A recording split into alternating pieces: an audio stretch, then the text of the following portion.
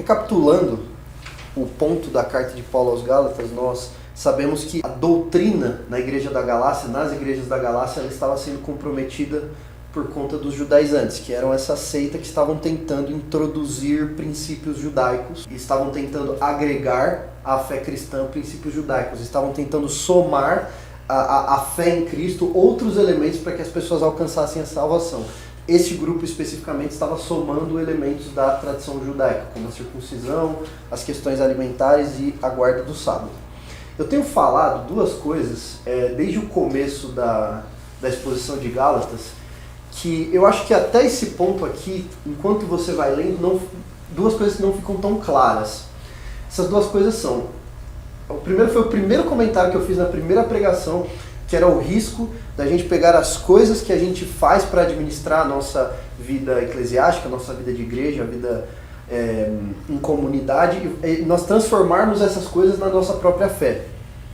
Então nós como igreja temos que tomar Santa Ceia, temos o sacramento do batismo, nós temos várias coisas que nós fazemos para administrar a nossa vida cristã, e existe um grande risco de transformar essas coisas na nossa própria fé e não tratá-las como simples elementos são simples elementos que nós temos na nossa vida como cristãos. Essa foi a primeira coisa que eu falei, e eu repeti isso ao longo das pregações em algumas ocasiões. A segunda coisa que eu venho falando desde o começo é que o tema central da carta aos Gálatas, além, claro, da justificação pela fé, é a questão da liberdade do cristão, a liberdade que nós temos diante de Deus.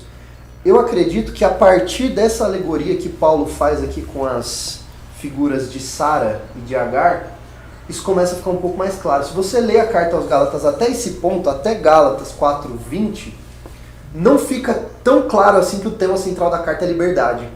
A partir daqui isso começa a ficar bem claro. A partir daqui isso começa a ficar bem claro. Então, para a gente poder entender esse texto, eu queria que a gente lesse algumas passagens paralelas. Vamos abrir a Bíblia lá em Gênesis capítulo 15, rapidinho.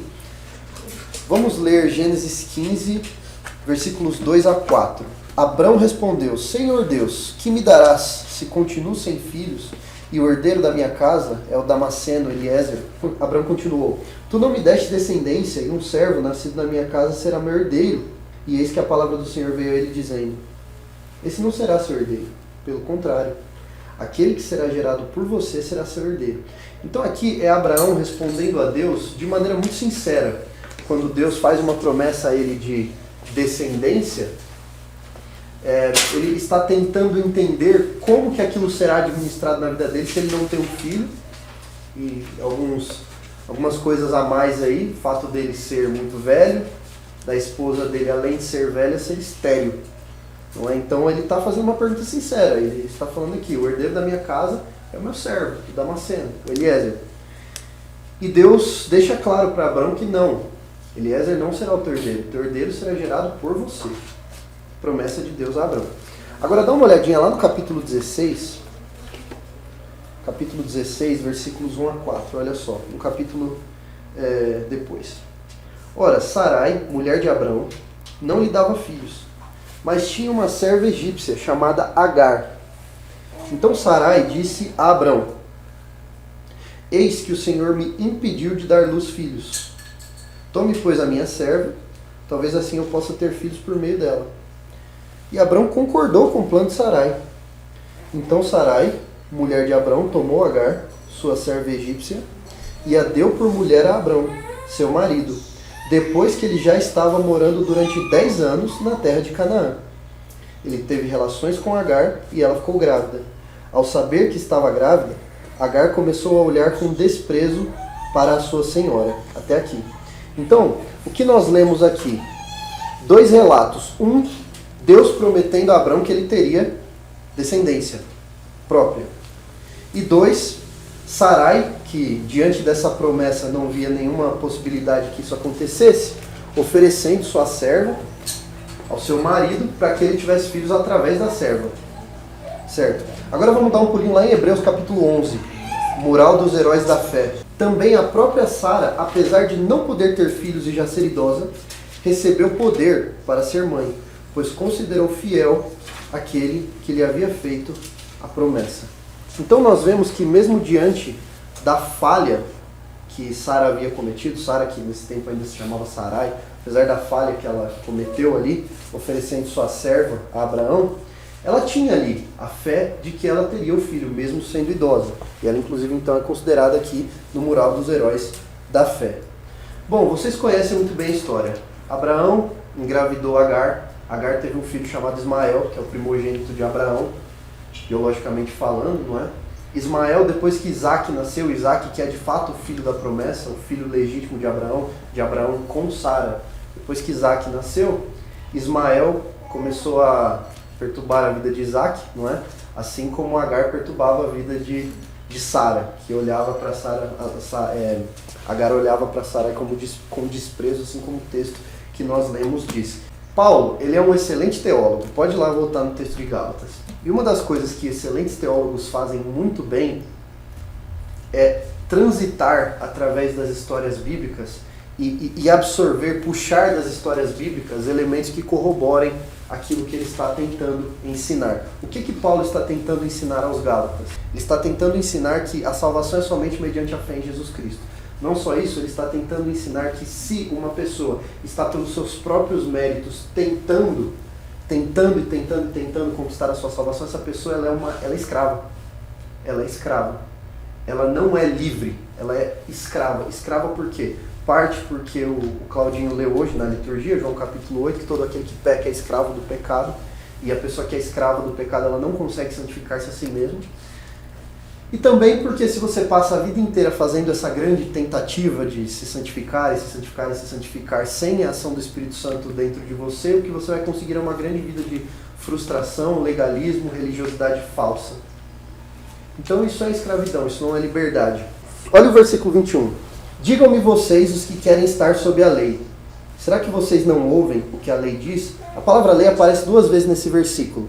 E a gente precisa sempre lembrar que lei, na linguagem judaica, ela tem 2 sentidos. Existe a lei de Moisés, e quando a gente fala nesse sentido, nós estamos falando sobre o decálogo e tudo que derivou dele, os 10 mandamentos, e toda a lei que Deus deu, tanto as leis cerimoniais, quanto as leis civis, quanto as leis morais que foram dadas a Israel. Isso é lei em um sentido.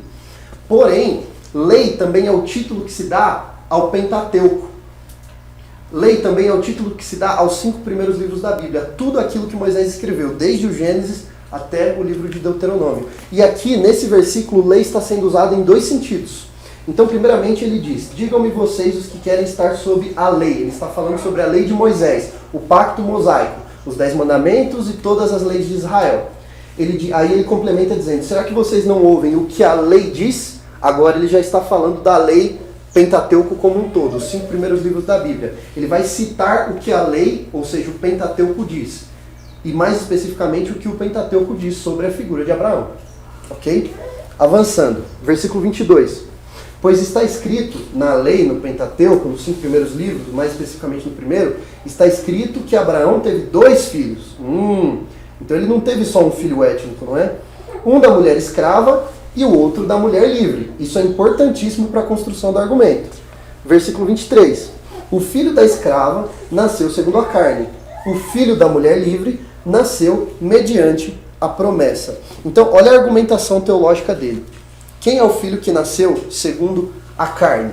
É Ismael. Por que ele diz que Ismael nasceu segundo a carne?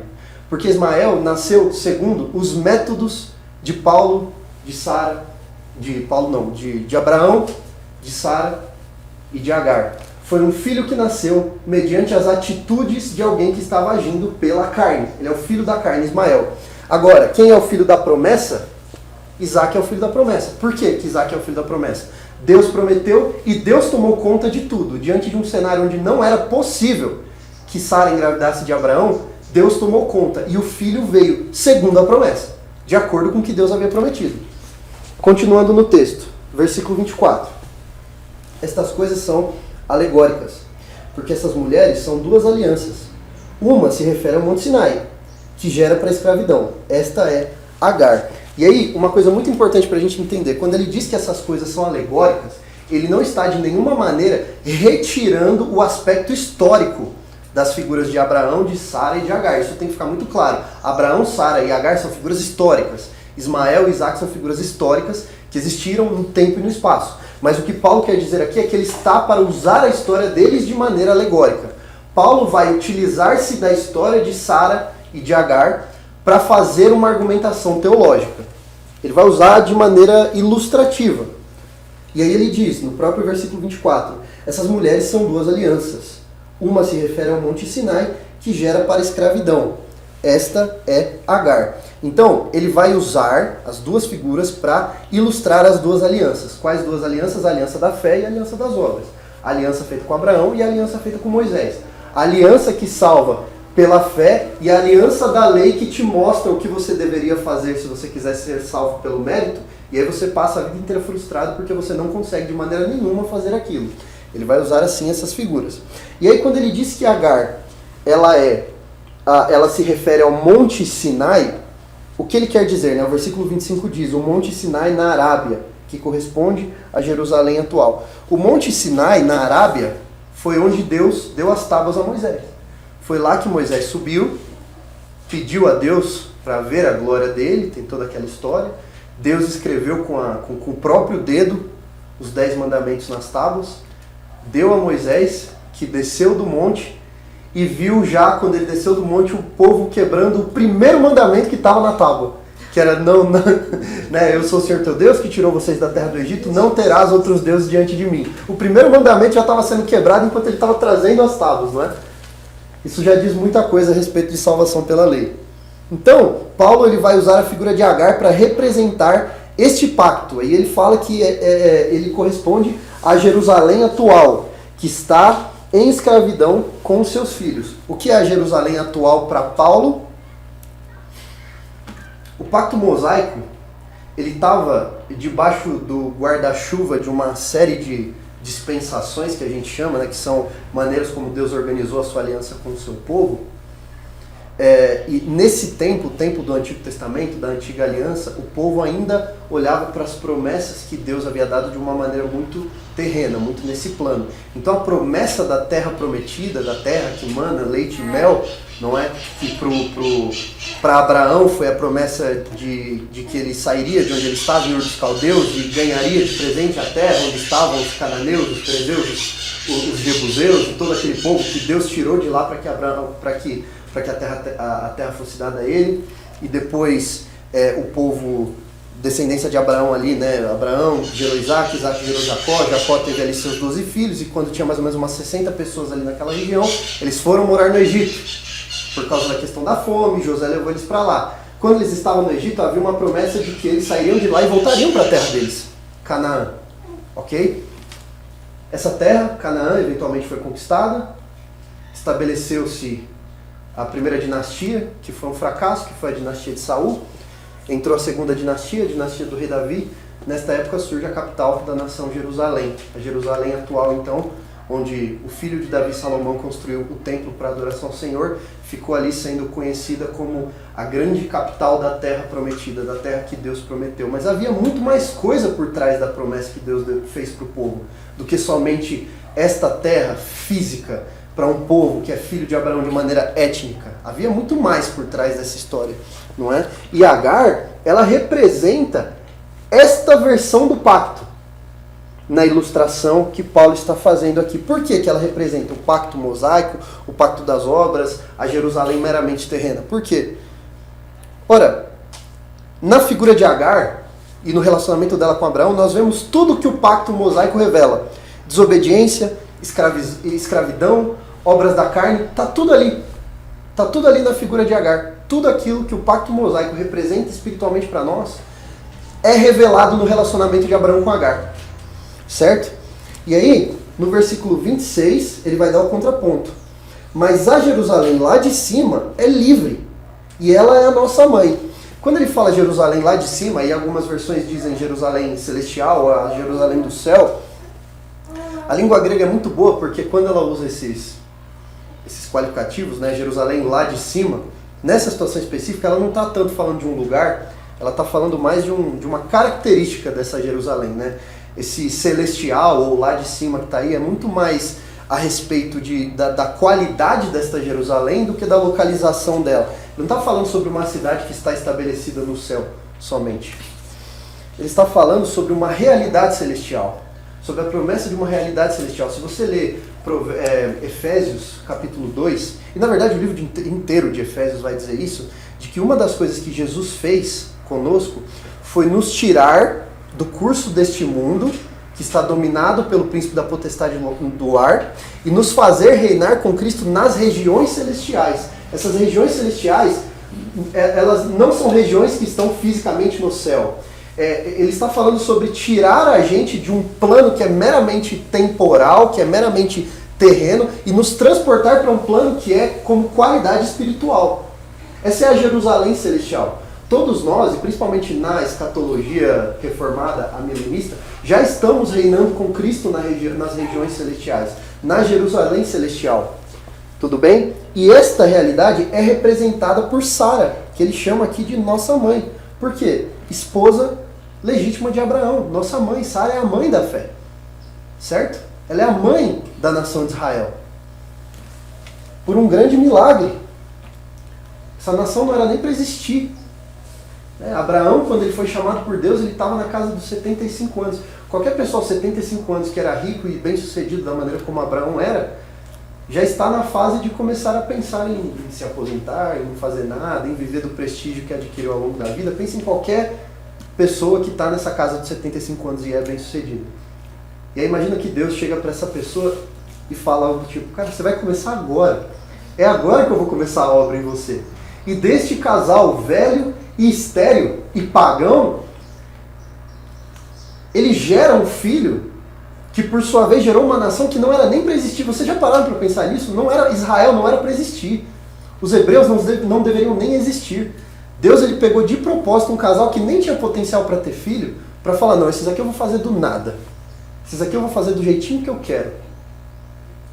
Esta é a situação da nação de Israel, não é? E a mãe desta nação é Sara. E aí o versículo 27 faz uma pequena citação de um texto que está lá em Isaías. Eu queria que a gente fosse lá em Isaías capítulo 54, rapidinho. Isaías 54. Cante, ó estéril, você que não deu à luz, exulte e grite de alegria, você que nunca sentiu dores de parto, porque os filhos da mulher solitária são mais numerosos do que os filhos da casada, diz o Senhor. Alargue o espaço da sua tenda, aumente o todo da sua habitação, não o impeça, alongue as cordas e firme bem as estacas. Tipo assim, aumenta o espaço porque tem uma grande descendência chegando. Versículo 3. Porque você se expandirá para a direita e para a esquerda. Sua posteridade possuirá as nações e fará com que se povoem as cidades arrasadas. Não tenha medo, porque você não será envergonhada. Não tenha vergonha, você não sofrerá humilhação, você se esquecerá da vergonha da sua mocidade e não mais se lembrará da desgraça da sua viuvez. Por quê? Porque o Senhor Criador é o seu marido. Senhor dos exércitos é o seu nome. O Santo de Israel é o seu Redentor. Ele é chamado o Deus de toda a terra. Então perceba do que esse texto está falando. Ele está falando de um povo que se multiplicará grandemente, cujo marido é o Senhor. Do que esse texto está falando? Está falando do povo de Deus.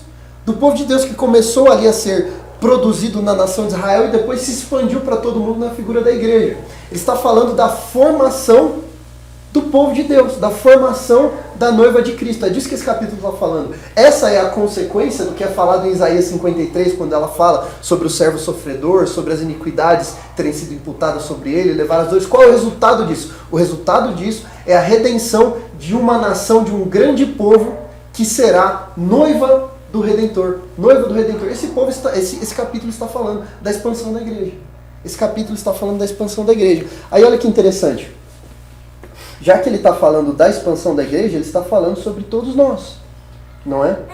E aí Paulo usa isso para dizer, lá no versículo 28 de Gálatas 4, pode voltar em Gálatas? Ele usa isso, esse exemplo, essa citação que está aqui, essa citação de Isaías 54, ele usa isso para dizer, mas vocês, irmãos, são filhos da promessa, como Isaac. Vocês são filhos da promessa como Isaac. Por quê? Porque vocês são filhos daquilo que Deus disse a Abraão que faria. Quando deu Isaac a Abraão, de maneira absolutamente sobrenatural e de maneira absolutamente unilateral. Foi uma coisa que Deus fez, ele fez sozinho. Não existe nenhum mérito de Abraão ou de Sara no nascimento de Isaac. Foi um milagre. Foi um milagre. Deus fez nascer ali aquela criança do nada. Não era para essa criança existir. E assim como não era para ela existir, não tinha nenhum motivo para essa criança nascer, não tinha motivo nenhum para que cada um de nós aqui nascêssemos como filhos de Deus, nascêssemos de novo, né? Porque é isso que é assim que se descreve a conversão, um novo nascimento. Não havia motivo, não havia mérito, não havia nada. O que havia era a impossibilidade da existência de filhos de Deus. Ele foi lá e gerou filhos. Vamos lá para o versículo 29. Como, porém, no passado aquele que nasceu segundo a carne perseguia o que nasceu segundo o Espírito, assim também acontece agora. Assim também acontece agora. Como eu falei, Ismael vivia perseguindo Isaac, porque Ismael era o filho ilegítimo, Isaac era o filho da promessa. Tinha o elemento inveja, tinha o elemento não aceitar que ele não fizesse parte da linhagem que ganharia aquela herança, não é? E ele naturalmente perturbava a vida do Isaac. Assim como aqueles que não são filhos da promessa estarão sempre tentando, no seu status de escravos, escravizarem aqueles que são filhos da promessa, que são livres. Assim como Ismael fez com Isaac, os judaizantes faziam com os gálatas. Os judaizantes que estavam escravos aos rudimentos desse mundo, estavam tentando trazer os gálatas para essa situação de escravidão também.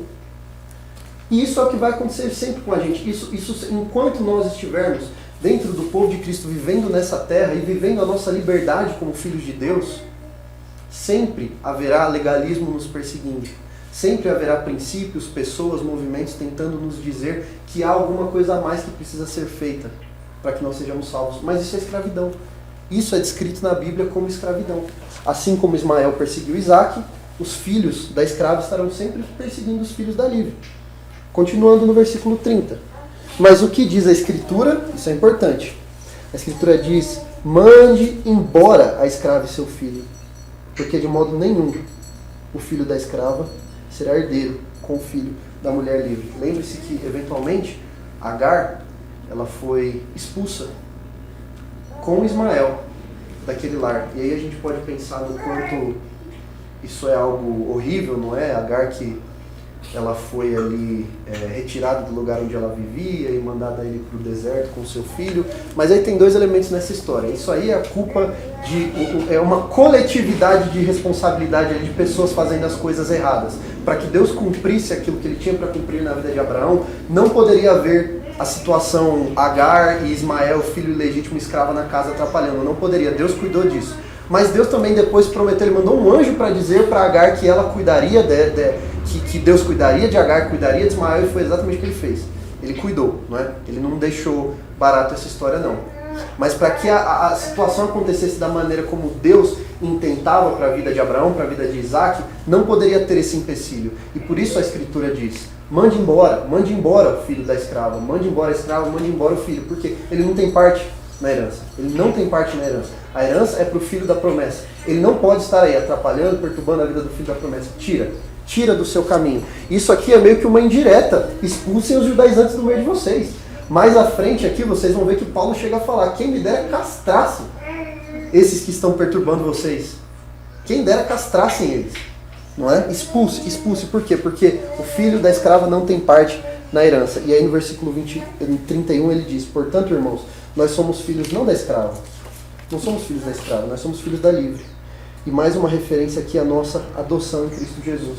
Mais uma referência ao fato de nós sermos filhos de Deus. Então o que esse texto nos ensina? Deus, ele nos deu uma promessa de redenção. Assim como ele deu uma promessa a Abraão. E Abraão toma parte dessa promessa no momento que ele crê naquilo que Deus diz. E crê. E simplesmente crê.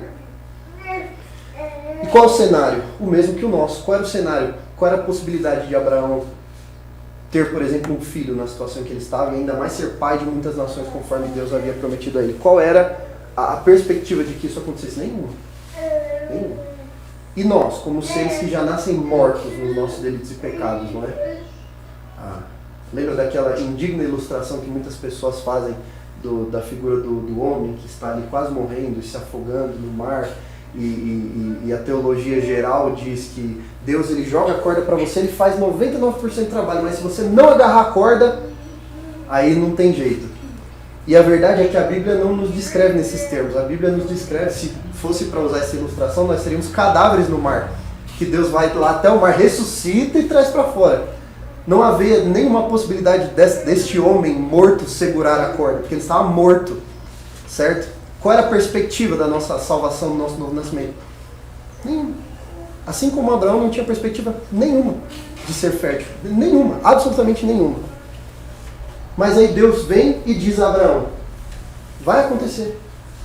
Vai acontecer. E qual é o elemento que Abraão tem para que isso realmente venha a ser verdade? A fé. Isso é fé. Certeza das coisas que não se veem. Isso é fé. Isso define fé. E aí não cabe nenhum tipo de mérito nessa história. Não cabe, simplesmente não cabe.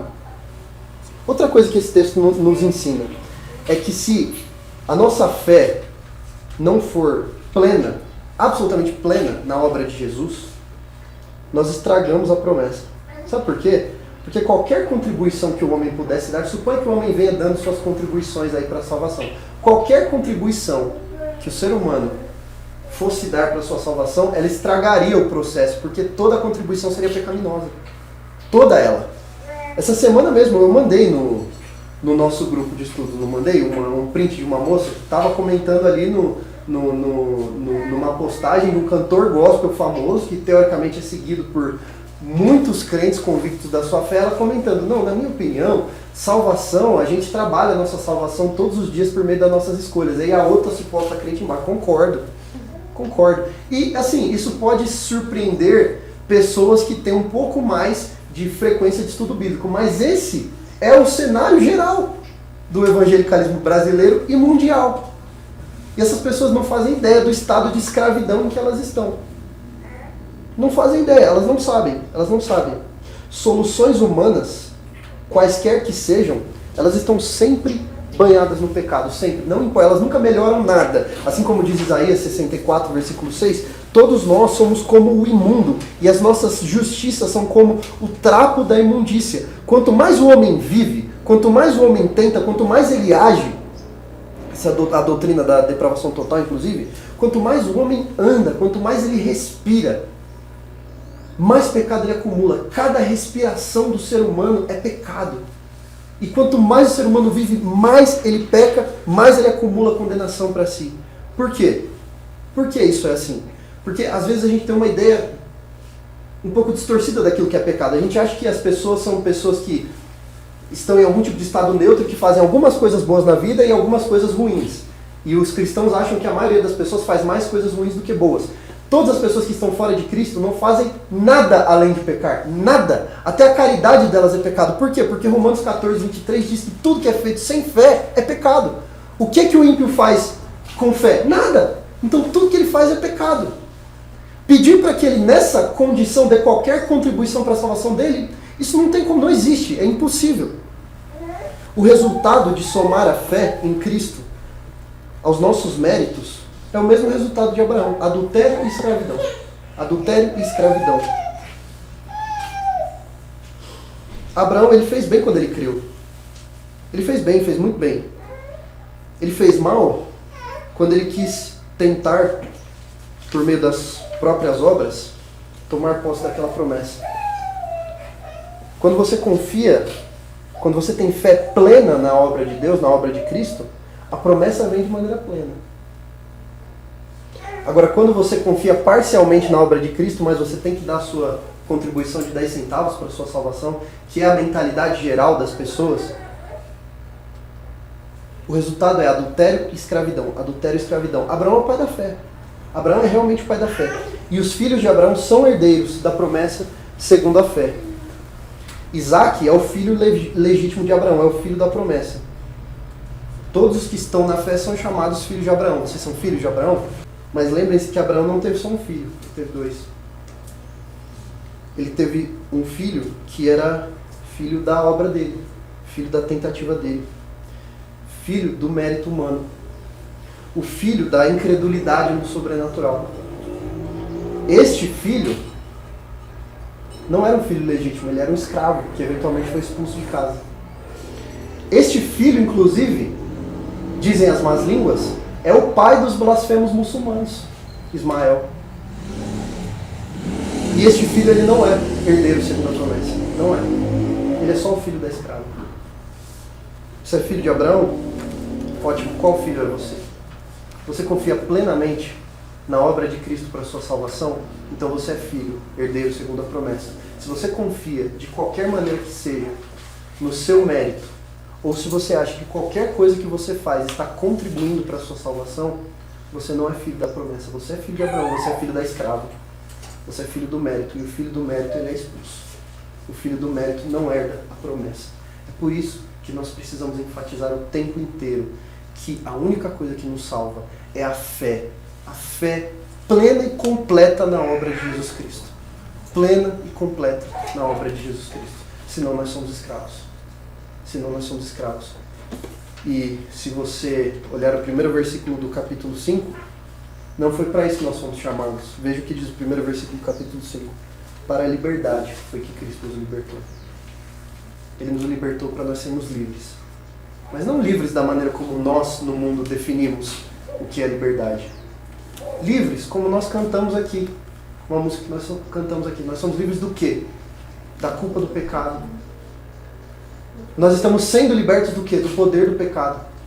E nós seremos plenamente libertos do quê? Da presença do pecado para sempre. Para sempre. Essa é a nossa liberdade. Isso é a verdadeira liberdade. Menos que isso não é liberdade, é escravidão. Não importa o que digam por aí. Vamos orar?